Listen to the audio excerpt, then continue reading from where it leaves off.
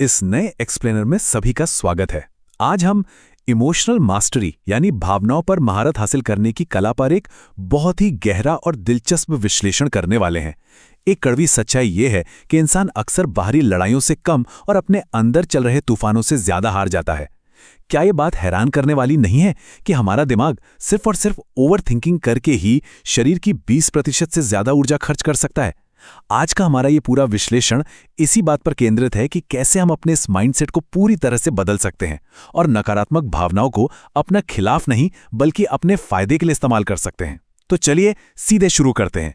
एक बहुत ही आम सवाल जो अक्सर उठता है, आखिर हमारा दिमाग हमेशा खतरे की तलाश में क्यों रहता है? हम किसी छोटी सी गलती के बारे में रात रात भर क्यों सोचते रह जाते हैं? दिलचस्प बात यह है कि ये ओवरथिंकिंग या डर कोई मानसिक खामी नहीं है। ये तो इंसानी इवोल्यूशन यानी विकास का एक बहुत ही जरूरी हिस्सा है। असल में हमारा दिमाग एक सर्वाइवल मशीन की तरह काम करता है। पुराने समय में इंसानों की जान को हर पल खतरा रहता था, इसलिए दिमाग की वायरिंग ही कुछ ऐसी हो गई कि वो नेगेटिव चीजों को या कह ले खतरों को सबसे पहले पकड़ता है। ये समझना बहुत जरूरी है क्योंकि इससे वो अपराध बोध या गिल्ट खत्म हो जाता है जो हमें नकारात्मक विचार आने पर महसूस होता है। ये सिर्फ दिमाग का हमें जिंदा रखने का अपना एक पुराना तरीका है। इस अहम सफर को हम आज 5 हिस्सों में बांटेंगे। मन के आंतरिक तूफान, उपयोगी संकेतों के रूप में नकारात्मक भावनाएं, शरीर और मन का संबंध, शब्दों के माध्यम से रीप्रोग्रामिंग और आखिर में शॉर्ट और लॉन्ग टर्म मास्टरी। चलिए आगे बढ़ते हैं और बात करते हैं हमारे पहले भाग की, मन के आंतरिक तूफान और कैसे हम अपने भीतर की लड़ाइयां हार जाते हैं। ये जो इवोल्यूशन से मिला हुआ डर है ना, ये हमें असल जिंदगी में बहुत बुरी तरह फंसा लेता है। जरा सोचिए, सिर्फ रिजेक्शन या हार के डर से कितने ही लोग कोई नया बिजनेस शुरू नहीं करते।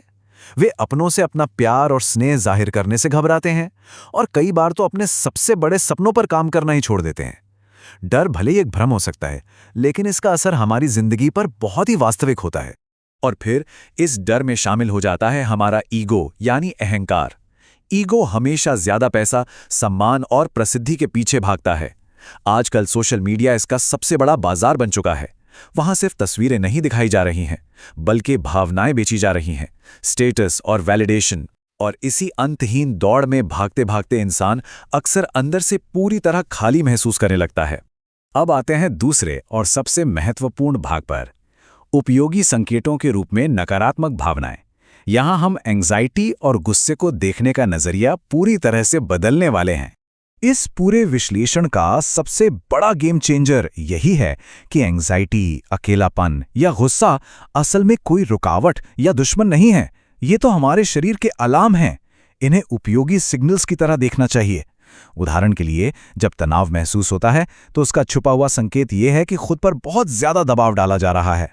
अकेलापन इस बात का इशारा है कि एक सच्चे भावनात्मक जुड़ाव की गहरी जरूरत है। और गुस्सा अक्सर किसी अनसुलझे और छिपे हुए दर्द को बाहर लाता है। ये भावनाएं हमें कमजोर करने नहीं बल्कि ये बताने आती हैं कि कुछ बदलने की सख्त जरूरत है। तो अब एक बड़ा सवाल ये उठता है कि जब ये अलार्म बजते हैं तो इन्हें सिर्फ बंद कर देने या नजरअंदाज करने के बजाय सही तरीके से प्रोसेस कैसे किया जाए? इन नेगेटिव फीलिंग्स को प्रोसेस करने के लिए 3 बहुत ही आसान कदम हैं। सबसे पहले, भावना से भागने के बजाय उसे बस ऑब्जर्व करें, उसे महसूस होने दें। फिर खुद से एक सवाल पूछें, क्या ये नकारात्मक विचार वाकई सच है या बस दिमाग का एक डर है? और अंत में सोचें कि क्या अब मैं इस बात को जाने दे सकता हूं? ऐसा करने से भावनाएं हम पर हावी नहीं होती, बल्कि हम उन्हें सही मायनों में समझ पाते हैं। चलिए अब तीसरे भाग की ओर बढ़ते हैं, शरीर और मन का संबंध, जहां हमारी बायोलॉजी ही हमारी भावनाओं को तय करती है। बात जब भावनाओं को स्थिर रखने की आती है तो नींद से बड़ा कोई मूड रेगुलेटर नहीं है। ये नींद के कुछ नियम कोई आम सलाह नहीं है, बल्कि ये नॉन नेगोशिएबल हैं। नींद पूरी न होने पर छोटी छोटी बातों पर गुस्सा आना और मोटिवेशन गिरना बिल्कुल तय है। सोने से पहले फोन से दूरी बनाना और कमरे में अंधेरा रखना, ये ऐसी छोटी चीजें हैं जो सीधे हमारे ब्रेन को शांत होने का सिग्नल देती हैं। और सिर्फ नींद ही नहीं, हमारी बॉडी लैंग्वेज और हमारे दिमाग का कनेक्शन भी बहुत गहरा है। जब कोई झुककर चलता है या मायूस चेहरा बनाए रखता है तो दिमाग तुरंत उसी कमजोरी को हकीकत मान लेता है। इसके बिल्कुल उलट जब सीधे खड़े होते हैं, आत्मविश्वास से बोलते हैं और वर्कआउट करते हैं तो हमारी बायोलॉजी दिमाग को एक बेहद मजबूत और पॉजिटिव सिग्नल भेजती है। कभी भी एंग्जाइटी अचानक बढ़ जाए तो एक 4 सेकंड का ब्रीदिंग रूल सच में जादुई तरीके से काम करता है। गहरी सांस लेना, उसे 4 सेकंड तक रोकना और फिर धीरे धीरे छोड़ना। ये छोटी सी प्रक्रिया नर्वस सिस्टम को तुरंत शांत कर देती है और भावनाओं को उसी पल स्थिर कर देती है।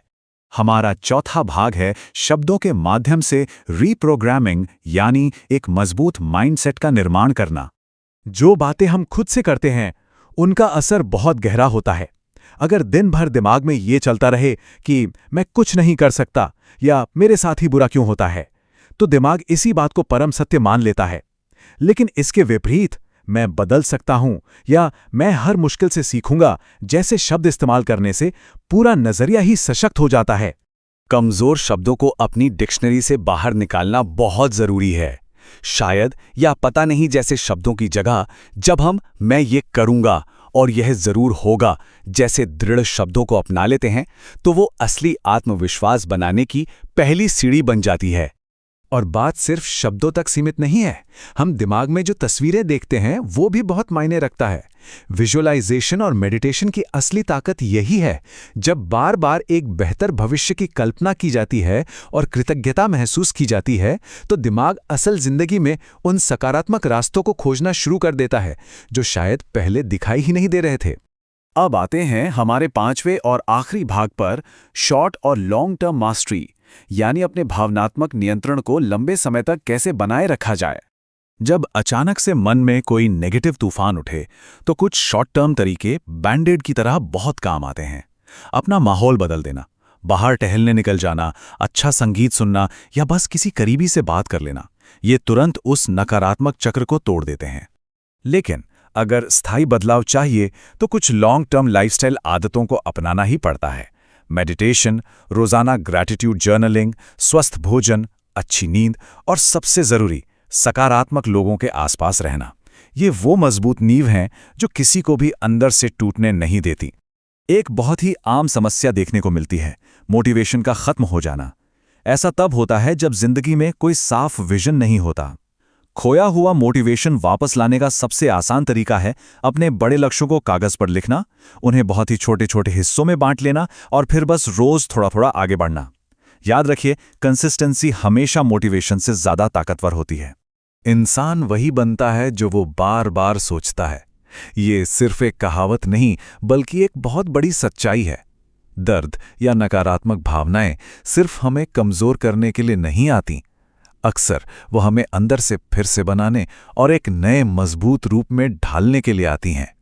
जिस दिन हम अपनी भावनाओं को दबाना छोड़कर उन्हें समझना सीख जाते हैं, उन्हें एक सिग्नल की तरह देखना शुरू कर देते हैं, उस दिन के बाद से परिस्थितियां हमें कंट्रोल नहीं करती, बल्कि हम अपनी जिंदगी के मास्टर खुद बन जाते हैं। तो सोचिएगा जरूर, कल सुबह उठकर हम अपने दिमाग को किस दिशा में सोचने के लिए निर्देशित करने वाले हैं। इस एक्सप्लेनर में हमारे साथ जुड़ने के लिए बहुत बहुत धन्यवाद।